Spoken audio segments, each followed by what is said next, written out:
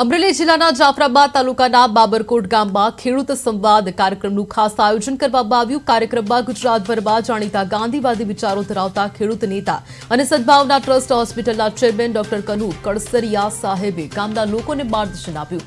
બાબરકોટ ગામમાં UltraTech cement limited, Narmada cement limited અને Gujarat cement વર્કર્સની mining યુનિટો આવેલ છે, જેમાં ગામની આશરે 9,000 જેટલા વીઘા જમીનનો સમાવેશ થાય છે। આમાંથી 7,000 વીઘા જમીન કંપનીઓ દ્વારા માઇનિંગ માટે લેવાઈ ચૂકી છે, જ્યારે બાકી 2,000 વીઘા જમીન પર ખેડૂતો વર્ષોથી ખેતી કરીને ગુજરાન ચલાવી રહ્યા છે। ગામના સરપંચ અને 6ના સાંકટના જણાવ્યા પ્રમાણે કંપનીઓ દ્વારા ખેડૂતો પર બળજબરી અને ખોટી પોલીસ ફરિયાદો થતી રહે છે। ગામના ખેડૂતો ડોક્ટર કડસરિયાના માર્ગદર્શક હેઠળ પોતાના હક માટે હાઈકોર્ટ કે સુપ્રીમ કોર્ટમાં જવાની તૈયારી કરી રહ્યા છે। કાર્યક્રમમાં ભૌમ સમિતિના ચેરમેન ભરત ભીલ, જિલ્લા પંચાયતના સભ્ય જનક શિયાળ, ગ્રામ પંચાયતના આગેવાનો, વડીલો અને ગ્રામજનો મોટી સંખ્યામાં ઉપસ્થિત રહ્યા હતા।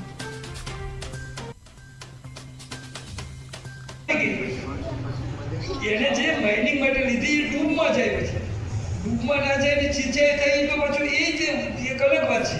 એ સિંચાઈ અને તેર ગામમાં સિંચાઈ થાય, પણ 14 એકર જમીન તો એની ડૂબમાં ગઈ। હવે ડૂબમાં ગયેલી જમીન આપતા નથી, 2 વર્ષથી એની પાછળ છે। એને આપવામાં પછી ફરી સુનાવણી કરવી પડે અને જે તેને આવું હશે કંઈ એ હજી જાણ નથી દેતા, પણ આવું બધું કંઈક છે। અને એના કારણે 14 એકર જમીન, ખેડૂતોની જમીન સરકારે બધી લઈ લીધી, ખેડૂતોને વળતર આપી દીધું, તો અલ્ટરનેટ વળતર લઈ લઈને જમીન આપી દીધી તો શું વાત? તો એવું કહે છે કે અમે વળતરે